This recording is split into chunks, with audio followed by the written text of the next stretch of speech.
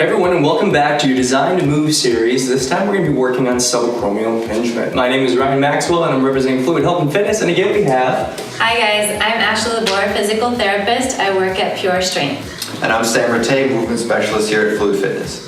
So guys, again, we're going to go into another topic on a movement or muscular distortion pattern like we do every week. We write a blog on this series so you have a little bit more background information on the topic. Click on the link below in the description, or if you like what you're hearing, make sure to subscribe or click on that like button so that we can share the love with all your friends and family. Let's get right to it. Okay, so this week we're going to be talking about subacromial impingement. That's a mouthful. So Ashley, let's describe a little bit about what that really means. And then today we're going to talk about the relationships between the rib cage and the whole body and how this impacts the shoulder and, again, subacromial impingement.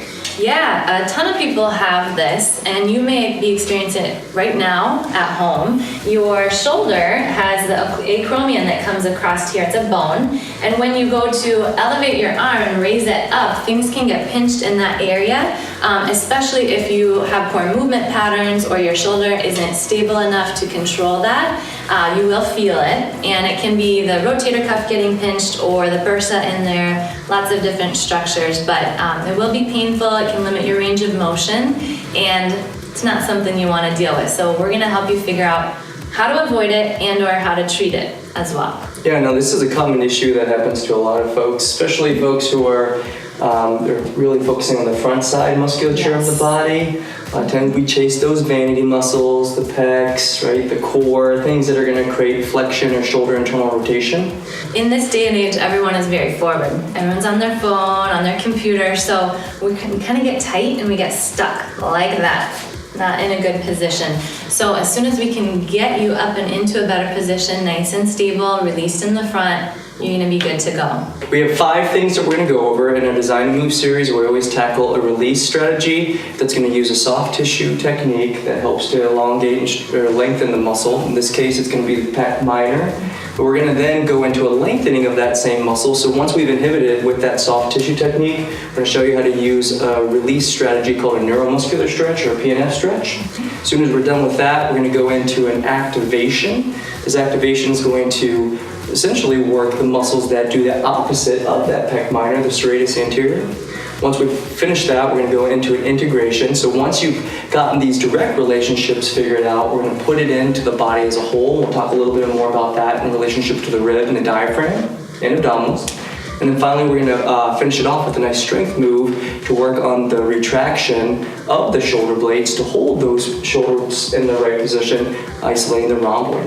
So again, if you have any questions, feel free to reach out to us at admin@fluidhealthandfitness.com, or you can reach Ashley. You can find me at pureyoga.us and then click on the tab that says Pure Strength. Good. All right, let's get to it. Okay, so we're going to start off with a soft tissue release using a lacrosse ball. So hopefully you guys have something like this at home. It's nice to use a lacrosse ball because it's viscous. It means it's grippy. It's rubber, so it's going to help in getting traction when we attack the Pec Minor. Pec Minor is the smaller of the pec muscles, and it attaches the shoulder to the rib cage, right? So we want to talk a little bit about that. And Ashley, what's the deal? Why is this muscle the area of focus for today? And why is this something that we want to focus on? So if the Pec Minor is tight, what you'll see is it's going to pull someone kind of into this position where their shoulders round forward. It's also going to prevent you from being able to be open through your rib cage in order to breathe well. So it can affect lots of different things. In relation to the shoulder, as you can see, if you're here and you're already in this position, when you go to lift your arm, I mean, that's as far as I can go. You hit a stop to it. Because you're not in a good position from here, then when you get that loosened up, you're able to elevate fully and get that full range of motion back. Basically reduces the gap between the head of the bone and the actual shelf itself, right? Right. So then all that little soft tissue gets compressed in there and it gets impinged, right? That's a great way to say it. And gets and it's all pissed off, right? So, and then they come find us. So the point is today we want to use this lacrosse ball to reduce the actual tone and tension of the muscle that's distorting that shelf, so we can get a cleaner path of motion through the humerus or the upper portion of the arm as it glides in that joint. Okay. All right, so we are going to show you this technique with the lacrosse ball. As you can see, we're in the corner of a wall, and go ahead and take the ball, place it right in the front there, and then you'll go lean against the wall, and you'll feel the pressure of your body weight pushing into the ball. You can use as much or as little body weight as you need to, and what you're gonna do is find a spot that feels tight or tender, and don't injure yourself, don't go overboard with it, but just kind of sink into it, breathe into it. You can either have sustained pressure right on the area for about 30 seconds until it releases, or you can kind of move your body back and forth, okay? And you're just checking out, okay, where do I feel tight? Where do I feel like I have the restriction? And as you can see, it's in front of the shoulder, but in a little bit towards the pec, where you would think of as like the chest itself. So the pec minor sits underneath the major, and it's a diagonal oriented muscle. It attaches from the front of the coracoid or coracoid process of the shoulder and then down into the rib cage. So it's almost down at like a triangle, and it tapers away from the shoulder joint. So if you run that ball up and down or superior inferior, you almost feel the edge of that muscle. And once you find that defined pressure point, once again, isolate it there with some body weight pushing down on the ball. Now, once you've pinned it down and you've held it there for a good 30-60 seconds, you can start moving the joint by posteriorly gliding the shoulder blade back. And that would mean that you would roll that shoulder blade back and around the rib cage, breathing out as you roll it back, and then relaxing it and letting it fall forward. And by doing that, you'll feel an increase in the stretch or the pressure on that ball.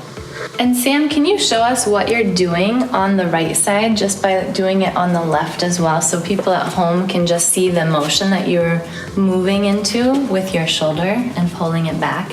So this is the exact opposite of the pec minor's muscle action, by pulling the shoulder blade down and back around, posteriorly gliding it, and then posteriorly rolling it or transitioning it back towards the spine. That's going to stretch that muscle.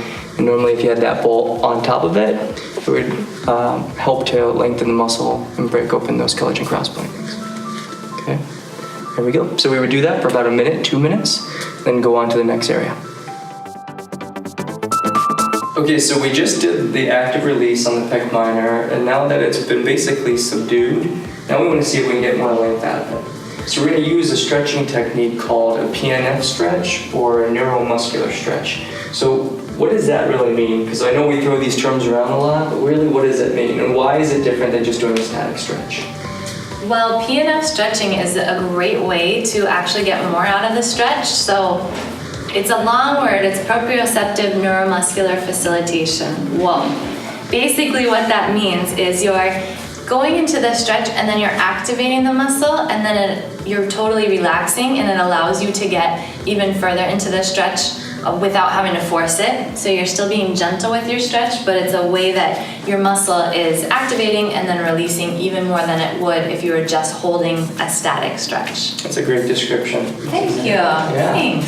So this is a great technique to employ. It allows you to get into the stretch a lot quicker, and it protects the muscle, because a lot of times if we overstretch or use a static stretch, we can actually do some trauma to the muscle too. So this is a great way to do a safe release and get the effect in a quicker period of time. So on that, we get to it, huh? Let's do it. Okay, so to get into the stretch position, what we want to do is find a corner of a wall.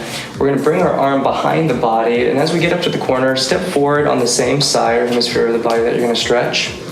He is staying pretty much in line towards the front.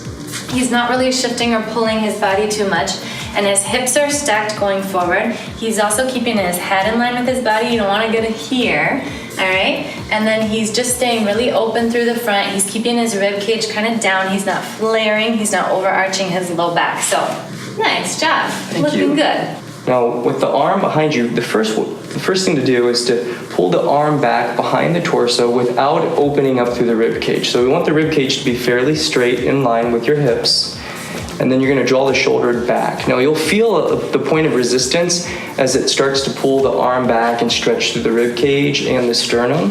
And when you get to that point, try not to go so far that the shoulder starts to do the opposite and start to rotate down and inward. If you've gone too far, it starts to move the joint itself, and then we're no longer getting the stretch. And once again, we want a few pounds of pressure, not a ton of pressure. We don't want to overstretch the muscle or go to the point of pain. There should be pressure, no pain. Once we've held it there for about 30 seconds or so, what you'll notice is that the tone of the muscle starts to relax and you'll get a deeper stretch. It'll just start to subtly relax and you'll be able to actually pull the arm back further. Now, once you get to that first initial release, we're going to want to push back against the wall. So we're actually physically flexing the muscle, pushing it back into the corner of the wall as if you were trying to bring the arm across the torso. You're going to hold it there under pressure for about 6 to 10 seconds, and then relax the pressure on the muscle. Give it 2 seconds or so, and then see if you can get a further range of motion by drawing the arm back further and get more extension out of that area. And as you would stay on that side, you could do a couple rounds of that Pnf stretching protocol, flex and relax it for 2 seconds, and then see if you can get an increase in active range of motion with each application. Go through that 2 or 3 times, and then we will move on to the next area. Okay, so now that we've reduced the extra tone in this Pec Minor, which we know is pulling the shoulder forward, it distorts the shoulder joint, and then misaligns the way that the arm rolls in the joint. Now we're going to go into the activation of the deficient muscle groups that kind of have amnesia, right? They're really hard to get to, or they're the little ones that we wouldn't necessarily associate with the stability of the shoulder joint, right? That one's going to be the anterior serratus, or serratus anterior. So what is all that about? So when you think of the stability of the shoulders, a lot of people think about, getting in the gym and doing rows or lat pull downs, and those are great, but we often don't think about our serratus anterior that actually holds those shoulder blades in place.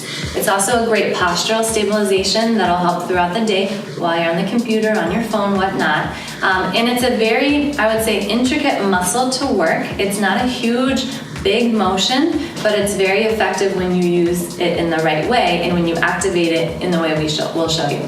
All right, so let's get right to it. We're going to show you how to activate the serratus anterior muscles. So if you don't mind, bring your arms straight out in front. All right, now in this position, I'd just like to say soften your knees. Make sure you're just kind of keeping your rib cage down in line. You're not flaring it as you're bringing arms out, so that looks perfect. And then it's a simple technique. All you're gonna do is act as if you're giving someone a big bear hug. So it's kind of like you're hugging forward. As you make that motion, your shoulder blades will come out and around the rib cage, and then you're gonna pull them back to the starting position.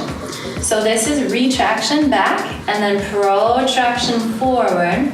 That's the one that gets the serratus kicking in and then bringing it back again. So from the back, what this looks like is basically he's starting here. You can see the shoulder blades, boom, boom, very nice. And then he's going to do the motion like you're protracting, engaging serratus. You'll see those shoulder blade scapulas go out and around. That's activating serratus. And then you're just gonna pull right back to start. So as you can see, there's a lot of movement actually that the shoulder blades can have around your rib cage. So we kind of think of them as being set, but they actually do move in that way. And let's see, just maybe 2 more. Perfect. And then last one. Nice job. And what you'll see also, if someone is deficient in their serratus anterior muscle or has had an injury in that muscle or the nerves that go to that muscle, they'll have winging of the scapula. So that shoulder blade will just pop right out like it's a chicken wing. You'll see that a lot. Take a rest. Yeah, so you can see on Sam, he's got great scapular connection with his rib cage, and he's got a nice upwardly spiraled scapula, which is what we're looking for. And oftentimes, where individuals have distortion, dyskinesis in the scapula, they're going to see a tilting downward of the scapula or rotating off the bottom edge, like Ashley talked about. It'll rotate internally and it'll pocket off. And these are all signs of instability at the shoulder joint, which makes it very easy for us to create that impingement cycle at the shoulder. Yeah. And what I like to tell people too when they go through this position, a lot of times they'll want to go high. So Yes. they'll push their arm over the head. You want the arm to actually be lower than the collarbone. You want it to be just under, especially if you are feeling that acromial impingement and that narrowing of the gap, then that really could piss it off a little bit. So keeping the arm height a little bit lower than the shoulder will help with that as well, and then you can get it further range of motion. Now when you're doing the position, you're going to go for about 2 sets of 20 repetitions. It's a nice slow contracture and then bringing it back as stable as you possibly can. Go through about 20 reps, wait about 45 seconds in between, let the muscle recover, breathe, and then do it again. And you can do this several times a week to help with that development. Slower the better. You don't want to rush through it. And you can also add a TheraBand, a resistance band, to this to make it more challenging. What you'll do is basically just have it go around your body and hold on to both ends of it. And then it's the exact same motion. You're just moving against some resistance in that way. And that's a great way to progress it. And maybe even do it on the floor. And think about it as a natural extension of pushing and pulling movements as well. As you do push-ups, pull-ups, things like that, we want to think about stabilizing the shoulders first before we move the appendage, put it all together, protect the shoulder joint, and then be able to develop with our performance, right? Love it. Yeah, so let's get into our next movement. This is going to be integration. Speaking of, you ready to do it? Let's go. All right, let's go. Now, simply put, integration means that we're teaching the brain how to move and or stabilize multiple areas of the body concurrently. The focus of this is just to make sure that we can increase our coordination. So from an integrated standpoint, what do we need to work on for the ribs and the shoulder? Well, if you think about the ribs and the shoulder, they do kind of work together. So when they're not working well together, what you might see is from the side, someone tries to get more motion in their shoulder by flaring their ribs or extending their spine. We don't want that. When things are moving well together, you're able to keep your rib cage in a good neutral position, keep your core kind of locked, and then have full range of motion at your shoulder as well. So what we want to do is learn how to engage your abdominals, maintain the depression and internal rotation of the rib cage, and then teach the muscles responsible for pulling that shoulder blade down and back, namely the serratus and now the rhomboid, which we'll get to at the end of this, to work concurrently with that abdominal pressure. Right? So in order to do that, we're going to need to get on all fours, get into a 4-point. Sam, you ready? I'm ready, let's do it. All right, let's go. The abdominals attach from the ribs basically down to the pelvis, and they close your body almost like a clam, right? So your pelvis can tip down and your ribs can tip up and open, kind of like a clam. We're trying to do this, try to bring those two ends together and hold them there while we move through our shoulders, essentially. Yeah. And quadruped, the position on all fours, like he's going into, is a great way to work this muscle because you have to stabilize a lot of other areas, so it's very functional. Great. All right, so he's going to be on all fours. His palms are going to be underneath of his shoulders. Once again, we talked about making sure that the upper portion of the arm doesn't go above the collarbone, so we want to make sure his palms are placed just about there, or right under his xiphoid. Right, now, he's keeping a nice neutral alignment through his entire spinal column. You can see that his neck isn't jutted forward. He doesn't have an excessive extension, so if you want to look up, there's him like that in his neck. He's going to try to keep it in a nice neutral cervical position by tucking his chin. I always call it the double chin move, holding his head upright in line with his rib cage. And then you're going to make note to look at his hips. As he moves through his upper body and starts to rotate through his trunk, he's not going to let that taper into his hips because, again, it's using his abdominals and his internal external obliques. So with all of that set, now he's going to go through this shoulder position. It's going to look a lot like that bear hug, only on one arm, right? So he's going to breathe in, push through his arm. You'll see that natural protracted position that we did when we had the serratus press. And then he's going to shift his weight to the single palm, pull his opposite arm back into retraction, just like you would see in gait or movement or function, and then breathe out, come back down to his base, and slowly let the shoulder blades glide back down to his base while maintaining a neutral cervical alignment in the neck. And again, you can see his pelvis isn't swaying. Another thing to keep in mind is that his knees are stacked underneath of his hips, so he doesn't have it too wide or too narrow. A nice base of support to give him enough stability to maintain that position through the entire course. Good, so that's the serratus and the retraction. He's adding the breath. Perfect, he's going nice and slow and controlled. And as you can see, there's not a ton of movement going on here. It's very specific to the region that we're working because he's keeping everything else stable through the hips and core. That looks awesome. Really nice job. But what I will note is that there is still that gliding of the shoulder blades around the rib cage. So there is some movement there that occurs, and it might feel a little awkward at first if you've never done this, but it will work those muscles. You'll feel it. Good. Yeah, and you can see on Sam, he's got great mobility through his scapulohumeral or scapulothoracic position. And a lot of times if you do have sticky shoulders, you may not see that. So it may be a little bit smaller than all that. Right. And so what you want to do is just make sure that as you go through the position, you don't push so far or try to get that range of motion and sacrifice the form of the shoulder by letting it shrug up or superiorly lift as you push through.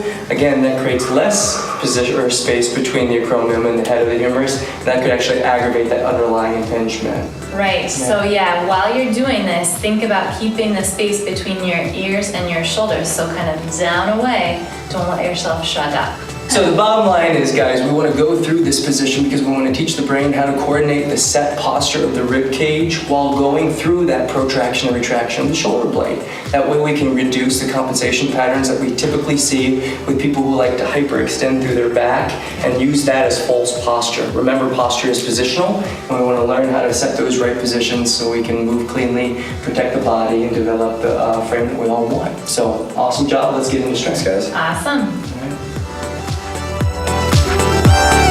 So now we're finally to the overload portion of our program to get these muscles to finally get really strong and to set their fixed position and keep those shoulders where they belong. In this case, we're going to be working the rhomboid muscles. Yeah, and we are putting together the pieces in the upright standing position. So as you can see, we did different things to get here. And now that we're here, we're kind of putting all the pieces together in a more functional position.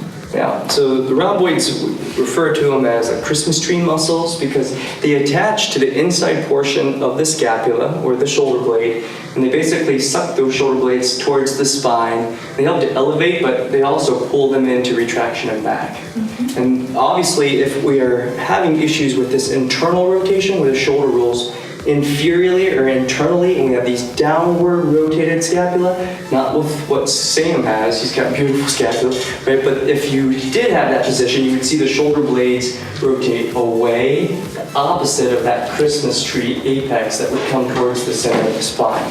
So we're going to show you how to isolate those with an upright position, and let's get right to it. Sam's in a basic neutral position. His feet are stacked right underneath of his hips, and he's keeping his shoulder right in line with his pelvis and then right in line with his ankle. So he's going to set himself up in a neutral posture.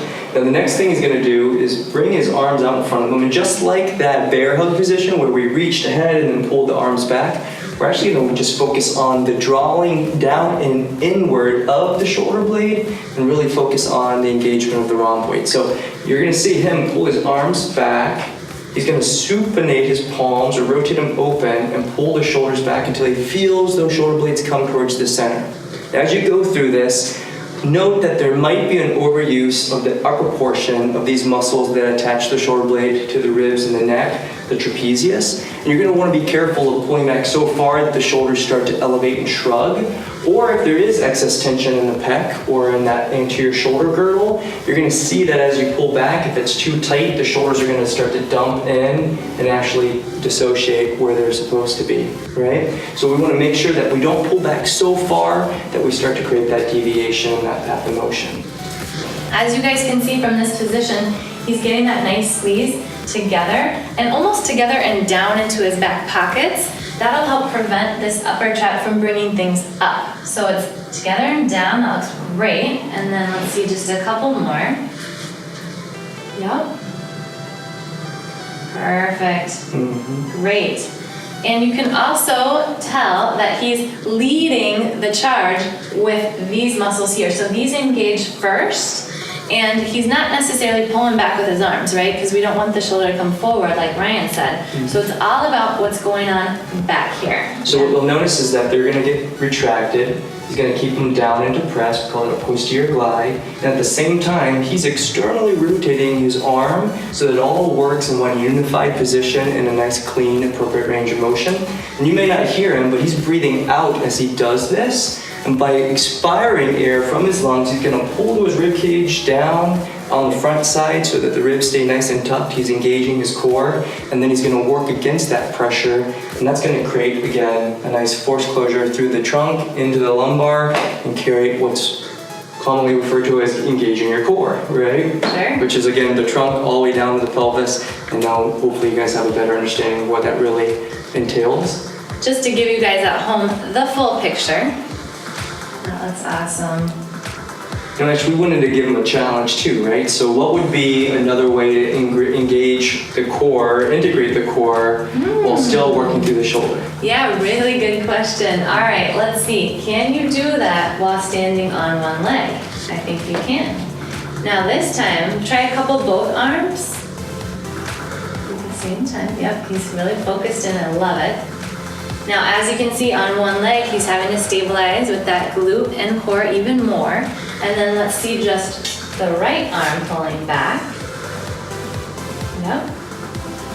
So now it's one side, again, having to work on the stability of the other side. Okay? And then you can even add in the leg as well. So you can kind of bring the leg up as you bring it out and then pull back. Really nice, nice and controlled. That looks awesome. He's not twisting, he's really controlled, he's focused on the breathing and the activation of the right muscles. So what you want to do is select the exercise that's appropriate for you at your level of development.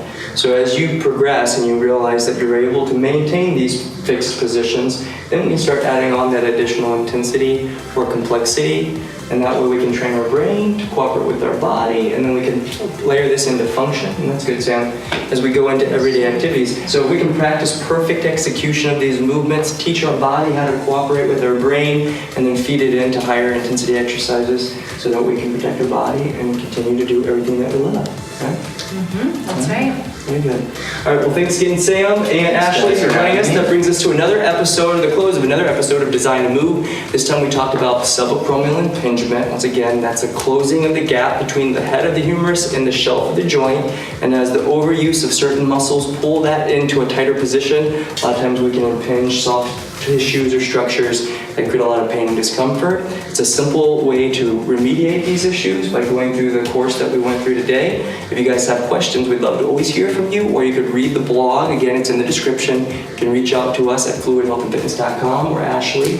I'm Ashley DeBoer with pureyoga.us. Look for the Pure Strength tab.